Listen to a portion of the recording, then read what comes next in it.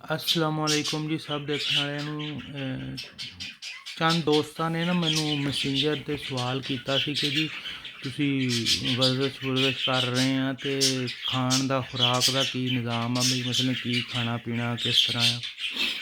ਦੇਖੋ ਵੀਰੋ ਮੈਂ ਨਾ ਤਾਂ ਕੋਈ ਪ੍ਰੋਫੈਸ਼ਨਲ ਟ੍ਰੇਨਰ ਆ ਅਤੇ ਨਾ ਹੀ ਮੈਨੂੰ ਇਹਨਾਂ ਚੀਜ਼ਾਂ ਦਾ ਪਤਾ ਅਤੇ ਨਾ ਹੀ ਮੈਂ ਕੋਈ ਜ਼ਿਆਦਾ ਇਹਨਾਂ ਚੀਜ਼ਾਂ ਦੇ ਹੱਕ ਵਿੱਚ ਆ। ਮਿਸਾਲ ਤੌਰ 'ਤੇ ਜਿਹੜੀ ਨਾ ਬੜੀ ਨਾਪ ਤੋਲ ਕੇ ਗਜ਼ਾ ਖਾਣ ਵਾਲੇ ਬੰਦੇ ਉਹ ਮਾੜੇ ਨਹੀਂ ਹੈ, ਲੇਕਿन ਮੈਨੂੰ ਉਹ ਨਹੀਂ ਸਮਝ ਆਉਂਦੀ ਗੱਲ। ਸਿਰਫ ਦੋ ਤਿੰਨ ਚੀਜ਼ਾਂ, ਇੱਕ ਤਾਂ ਤੁਸੀਂ ਆਪਣੀ ਜਿਹੜੀ ਵਰਜ਼ਸ਼ ਆ ਉਹ ਜ਼ਰੂਰ ਕਰਨੀ ਹੈ। ਉਹ ਬਾਰਿਸ਼ ਹੋਵੇ, ਉਹ ਹਨੇਰੀ ਹੋਵੇ, ਤੂਫਾਨ ਹੋਵੇ, ਤੁਸੀਂ ਗਰਾਊਂਡ ਜ਼ਰੂਰ ਜਾਣਾ। ਅੱਗੇ ਜਾ ਕੇ ਤੁਹਾਡੇ ਵਰਜ਼ਸ਼ ਦਾ ਸਿਚੁਏਸ਼ਨ ਹੈ ਕਿ ਤੁਸੀਂ ਕਰ ਸਕਦੇ ਨਹੀਂ ਕਰ ਸਕਦੇ ਅਲੱਗ ਗੱਲ, ਲੇਕਿਨ ਗਰਾਊਂਡ ਤੁਸੀਂ ਜ਼ਰੂਰ ਜਾਣਾ। ਇਸ ਨੀਅਤ ਨਾਲ ਜਾਣਾ ਕਿ ਮੈਂ ਜ਼ਰੂਰ ਕੋਸ਼ਿਸ਼ ਕਰਨੀ ਕਿ ਮੈਂ ਵਰਜ਼ਸ਼ ਕਰਾਂ।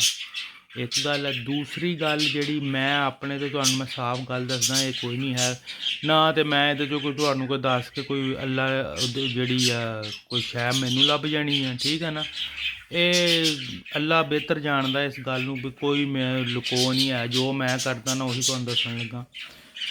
ਸਿਰਫ ਨਾ ਜਿਹੜਾ ਨਾ ਰਾਤ ਨੂੰ ਤਕਰੀਬਨ 6-6:30 ਵਜੇ ਨਾ ਮੈਂ ਬਸ ਉਸ ਤੋਂ ਬਾਅਦ ਕੋਸ਼ਿਸ਼ ਕਰਦਾ ਕਿ ਨਾ ਖਾਵਾਂ।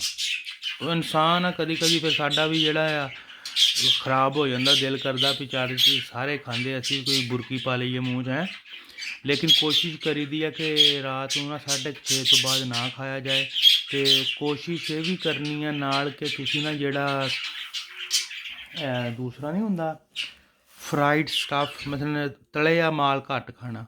ਬਾਕੀ ਵਰਜ਼ਸ਼ ਕਰੋ ਟਿਕਾ ਕੇ ਠੀਕ ਹੋ ਜਾਏਗਾ। ਵਜ਼ਨ ਨਹੀਂ ਜਾਂਦਾ, ਗੱਲ ਹੀ ਕੋਈ ਨਹੀਂ। ਵਜ਼ਨ ਘਟਾਉਣਾ ਕੋਈ ਕੰਮ ਨਹੀਂ ਆ। ਦੁਨੀਆ ਨੇ ਐਵੇਂ ਗੱਲਾਂ ਬਣਾ ਛੜੀਆਂ, ਪੇਟ ਨਿਕਲਿਆ ਵੇ ਅੰਦਰ ਨਹੀਂ ਜਾਂਦਾ। ਹੁਣ ਤੁਹਾਨੂੰ ਮੈਂ ਦੱਸੂਗਾ ਕਿਤੇ ਵੀ ਮੇਰੇ ਨਾਲ ਕੀ ਬਣੀ ਸੀ ਅਤੇ ਕੀ ਹਿਸਾਬ ਸੀ ਅਤੇ ਹੁਣ ਮੈਂ ਕਿੱਥੇ ਖੜ੍ਹਾ। ਅੱਲਾਹ ਪਾਕ ਤੁਹਾਨੂੰ ਸਭ ਨੂੰ ਖੁਸ਼ ਰੱਖੇ ਅਤੇ ਹੱਸਦੇ ਰਿਹਾ ਕਰੋ। ਯਾਰ ਹੁਣ ਮੇਰੇ ਤੋਤਿਆਂ ਨੇ ਪਤਾ ਨਹੀਂ ਵੀਡੀਓ ਦਾ ਕੀ ਬਣਾ ਦਿੱਤਾ।